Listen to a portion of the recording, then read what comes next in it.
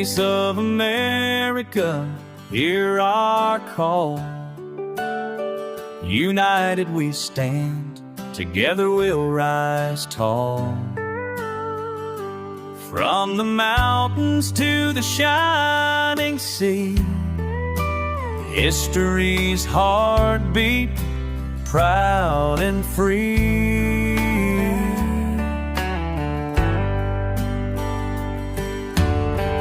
Stories of courage, love and might. In our hearts we find the light. From the past we draw our strength. In face of America we go the length. Together we share, together we shine. In every corner our spirits entwine, building a future hand in hand. Face of America, and I would be the stand.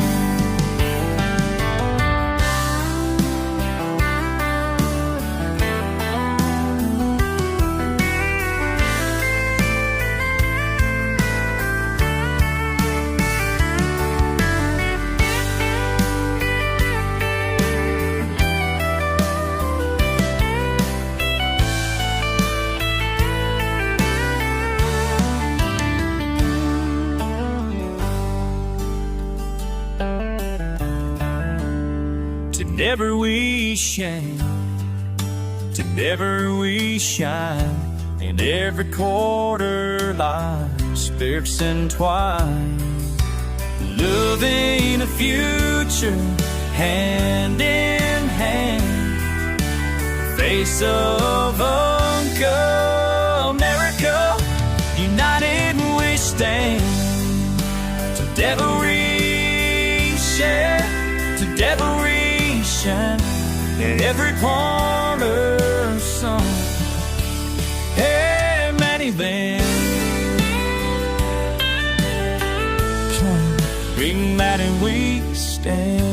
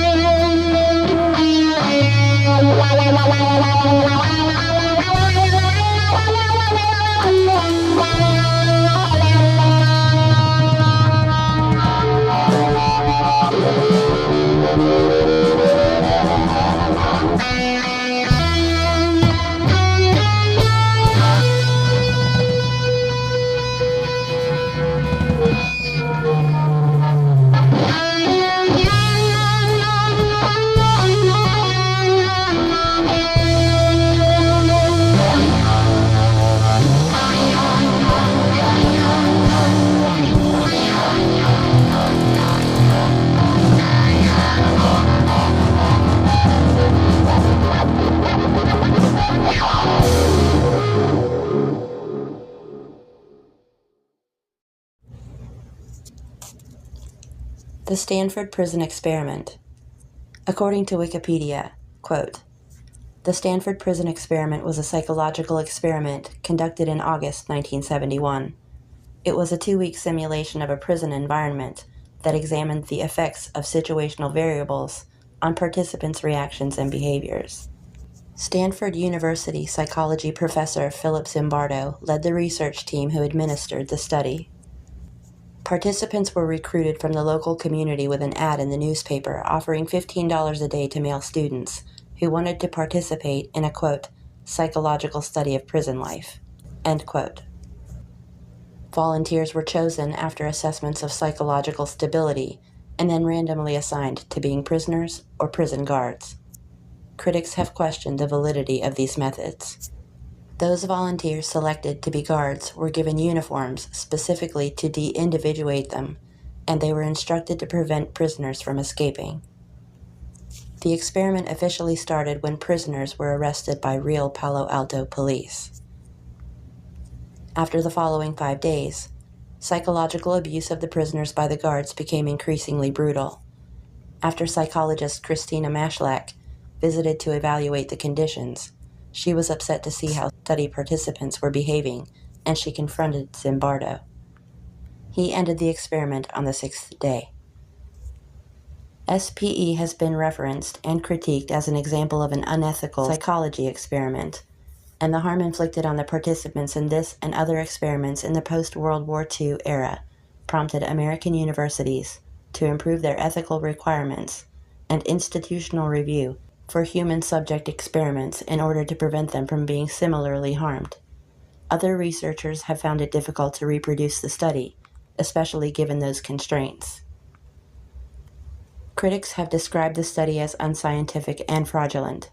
In particular, Thibault Letexier has established that the guards were directly asked to behave in certain ways in order to support Zimbardo's conclusions, which were largely written in advance of the experiment. However, Letexier's article has been criticized by Zimbardo for focusing mostly on ad hominem attacks and ignoring available data that contradicts his counter-arguments. The official website of the SPE describes the experimental goal as follows, quote, "We wanted to see what the psychological effects were of becoming a prisoner or prison guard. To do this, we decided to set up a simulated prison and then carefully note the effects of this institution on the behavior of all those within its walls." End quote. A 1996 article from the Stanford News Service described the experimental goal in a more detailed way. Quote, "Zimbardo's primary reason for conducting the experiment was to focus on the power of roles, rules, symbols, group identity, and situational validation of behavior that generally would repulse ordinary individuals."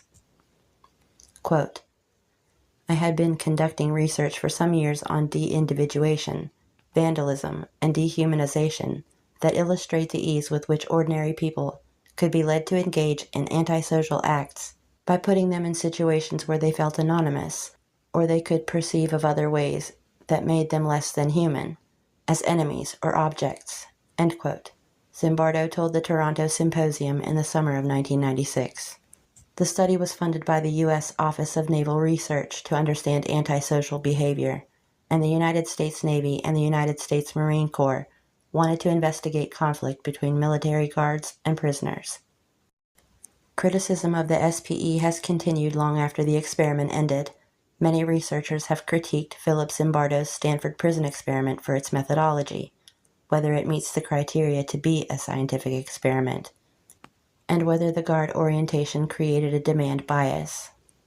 After receiving approval from the university to conduct the experiment, study participants were recruited using an ad in the Help Wanted section of the Palo Alto Times and the Stanford Daily newspapers in August 1971. 75 men applied, and after screening assessments and interviews, 24 were selected to participate in a 2-week prison simulation. The applicants were predominantly white, middle class, and appeared to be psychologically stable and healthy. The group of subjects was intentionally selected to exclude those with criminal backgrounds, psychological impairments, or medical problems.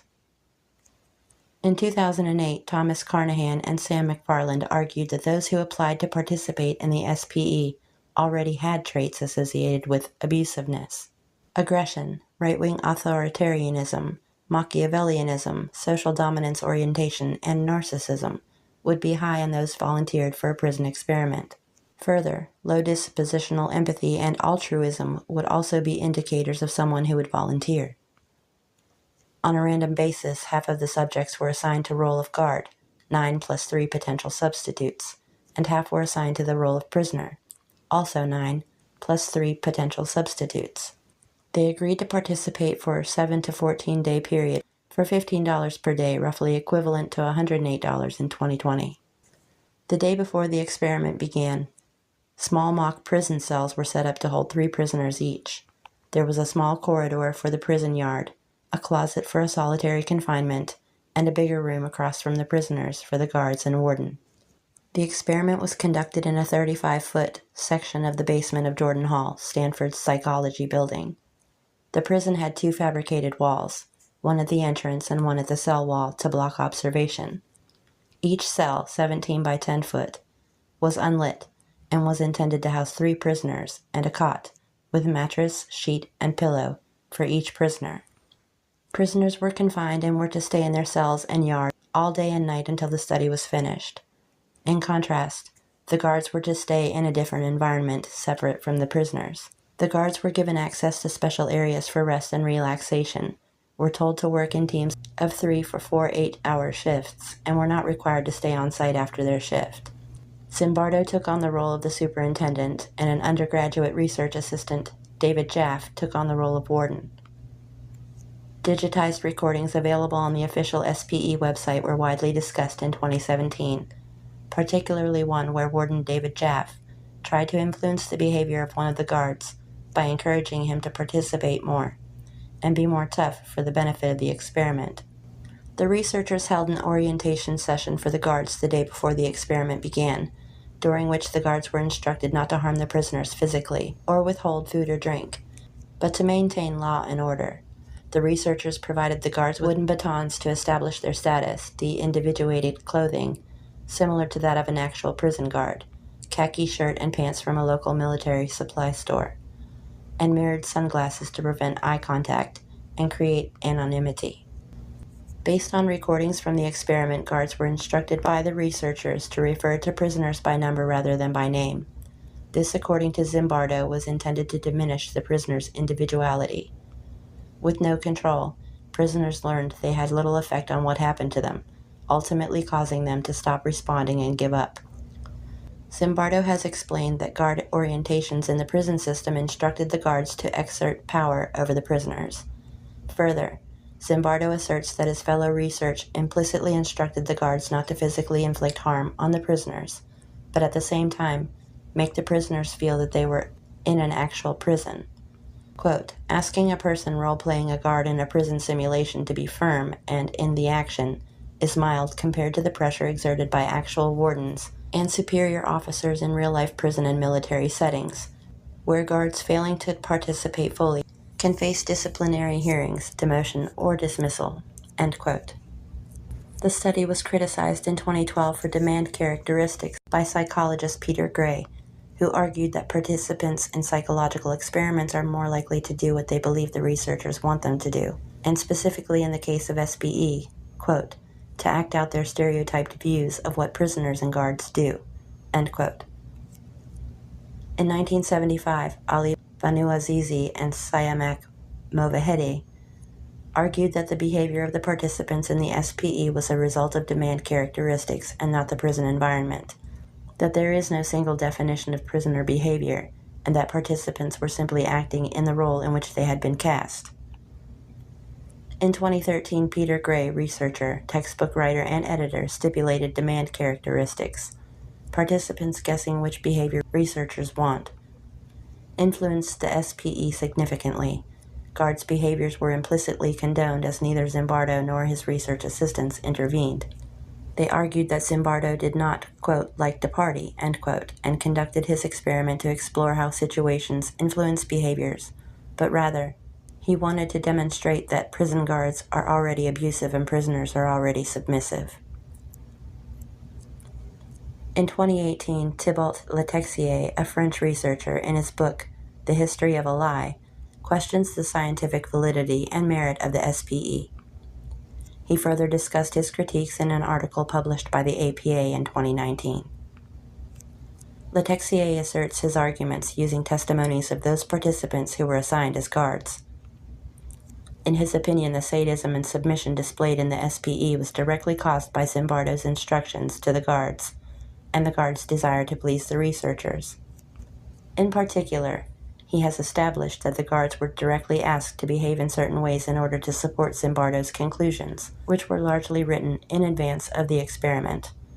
However, Letexier's article has been heavily criticized by Zimbardo and colleagues for focusing mostly on ad hominem attacks and ignoring available data that contradicts his counter-arguments. In 2020, Dutch historian Rutger Bregman claimed the experiment to be dubious. He states that the guards were urged to act aggressively towards the prisoners. In his book, Humankind, A Hopeful History, he is of the opinion that in similar experiments, researchers set up the experiments to create hostility between groups, and then interpret the finding to suit their needs. David Eshelman, aka John Wayne, acknowledges that his theater background lent itself well to his role as guard, that he purposefully thought of new ways to demean the prisoners.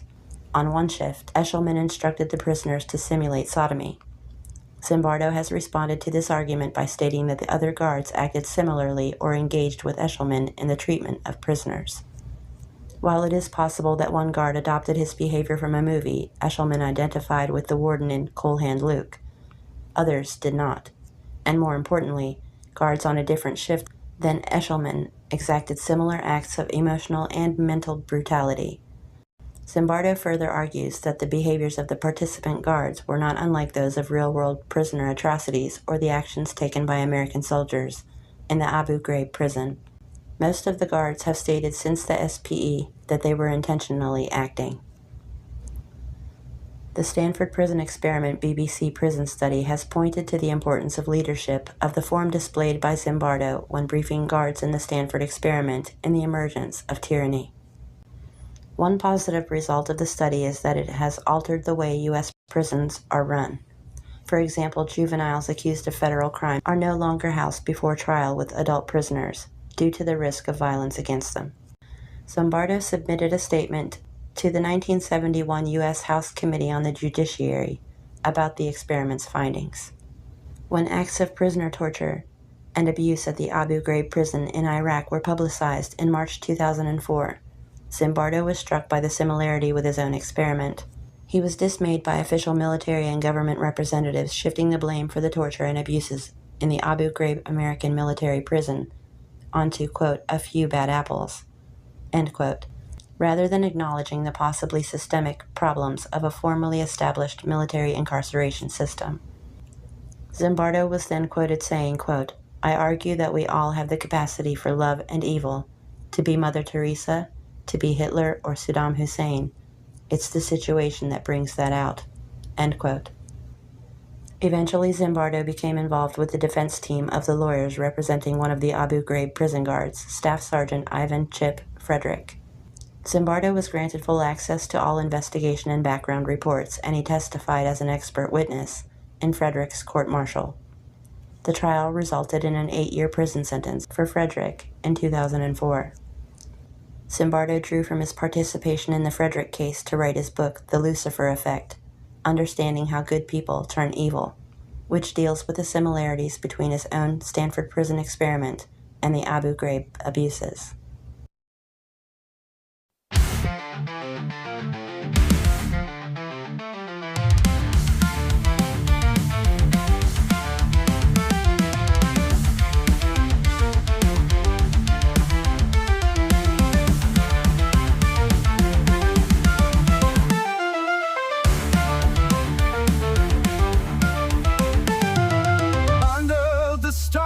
Sky we gather, honoring heroes past and present. Their bravery, our light to follow. United we stand forever. Raising the flag, in honor they rise. Star shining bright in memory of the wise. We come together under one sky. United we rise for freedom's high. Memories of valor in our hearts they stay, fighting for what's right day by day. Through storms and sunshine we hold strong. With every step our spirits long. Raising the flag in honor they rise. Stars shining bright in memory of the wise. We come together under one sky. United we rise for freedom's high. Raising the flag in honor they rise. Stars shining bright in memory of the wise. We come together under one sky. United we rise for freedom.